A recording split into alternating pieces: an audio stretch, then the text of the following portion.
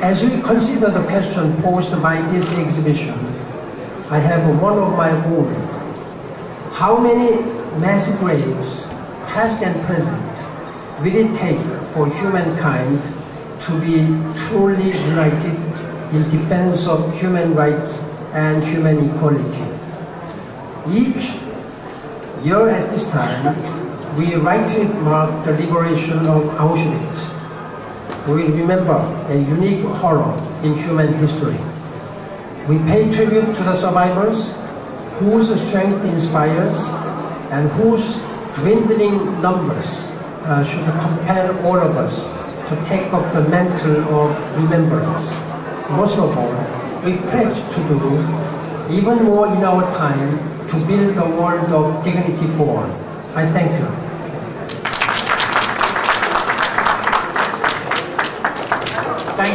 Those are the wonders of what had happened and what afterwards we managed to really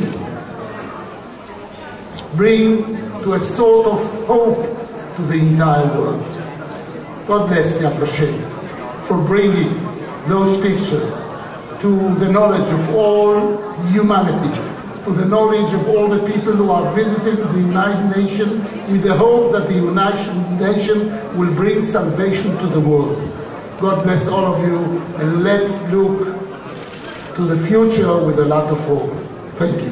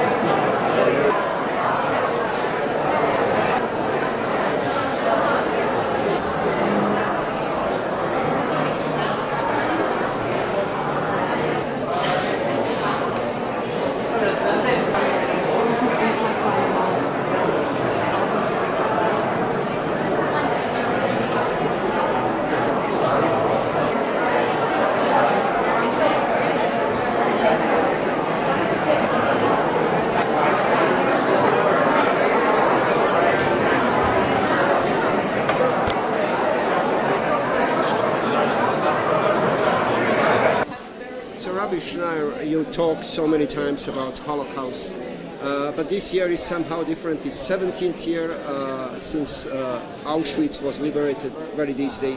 What can you say today? It's not only that Auschwitz was liberated. 70 years ago in January 14, 1945, Rabbi Arthur Schnier was liberated in Budapest, okay? And I started early, because I remember in my birthplace, Vienna, 1938, when the Anschluss occurred, I saw my synagogue burn, I saw books burning, I saw the intellectuals being sent to concentration camp to Dachau and Buchenwald, okay? So, how old you was? I'm 84, okay?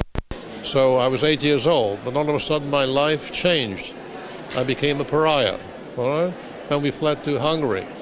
Again, followed 1944.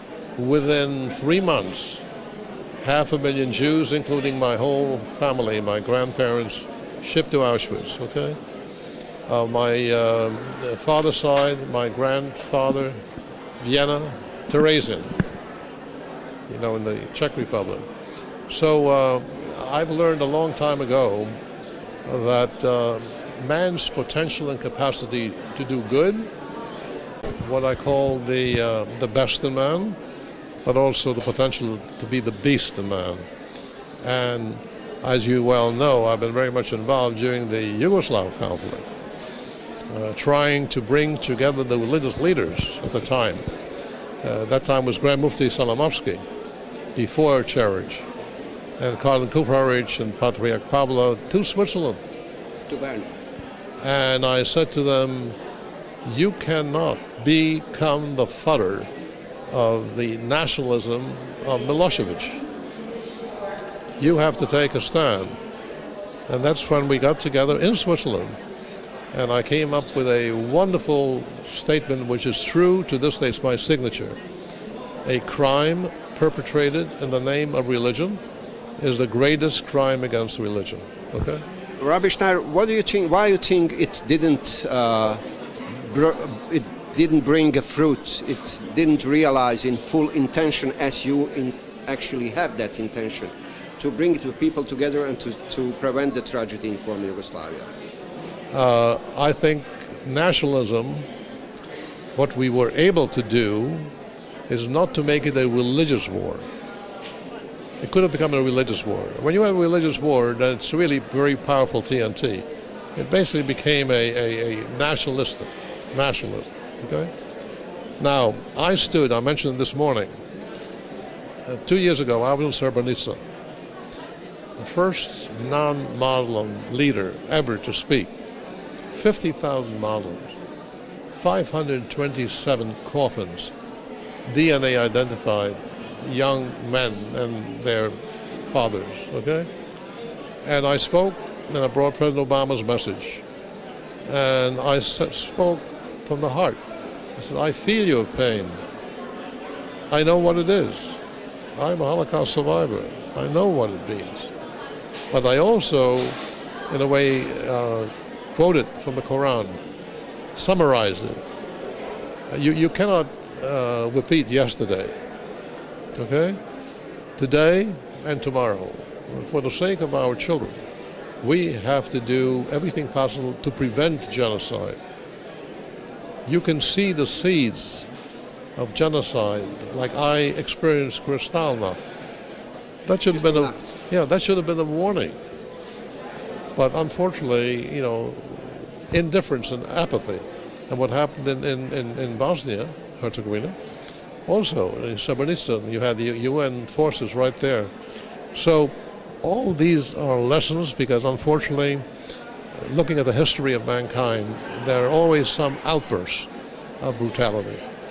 And what we have to do, particularly religious leaders, we have to have the courage to speak out against those who want to destroy humanity and civilization. Does the humanity, does journalists, does academics do speak loud, politicians do speak loud today in order to prevent that? This year is 20th year anniversary of Srebrenica. What should be the message? First of all, it's also the 20th year of Dayton, okay? And the message is that Srebrenica, like Auschwitz, in fact, I just received a wonderful communication from the Grand Mufti Emeritus Cherich, speaking about the common fate that we experience. We ought to keep on repeating the tragedy and the brutality of what happened in Auschwitz, in Terezin, in Srebrenica, in Rwanda, and really energize people who believe in what I call live and let live. What about deniers? I'm sorry? What about deniers, those who are denying? I'm glad you mentioned that because in my speech in Srebrenica, and plenty of Holocaust denial, okay? That's why the United Nations institutionalizing these tragedies is a definite antidote against those who deny, who want the revisionists, who want to just distort what history is all about. 10 years ago, United Nations proclaimed this day, 27th actually of January, as a day of memory of the Holocaust survivors and Auschwitz liberation. But do you think the good idea would be to pronounce one day in a year as a Srebrenica reminder? I definitely think Srebrenica should be mentioned, but knowing and having been an ambassador to the United Nations, how difficult it is to pass resolutions. So, for instance, I'm very much in favor of having a resolution to protect religious minorities in the world. it took a great deal of effort in 2001 when the Appeal of Conscience Foundation under my direction was able to get a resolution passed for the protection of religious sites, churches. I remember the mosque and church burning in former Yugoslavia. Very reminded me of Kristalla, my synagogue burning. So realistically speaking, I think you have Rwanda, you have Srebrenica and so forth. I think we should be focusing on all these tragic spots for historical memory. Unfortunately, genocide is happening on a daily basis. So you cannot just, otherwise the... What does it mean actually? Genocide, unfortunately, is being perpetrated in different parts of the world. I mean, look what's happening. In Syria? In Syria. Well, look what's happening. I mean, journalists being decapitated, okay? We thought it was going to be only a Western iron, whether British or American. Now you have a Japanese, okay? So we're facing an age of terror. And the world better be alert. This is a tyrannical rule that terrorists want to impose, which is against Islam, it's against Judaism, it's against Christianity, it's against humanity. And that's serious. And Europe, even the United States, homegrown young people joining ISIS, that is a grave danger. Grave danger. Where did we miss to prevent those kind of developments? What was mistakes on our side in the, I would say, democratic societies or so?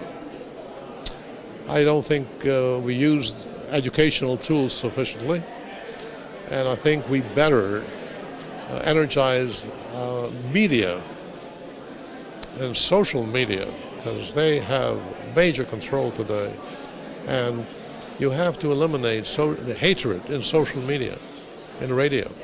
I remember one of the things in Kosovo, I dealt with Kosovo too, one of the things that I was able to accomplish is to have the Grand Mufti and the Catholic Bishop and the Serbian Orthodox Metropolitan in a radio program together.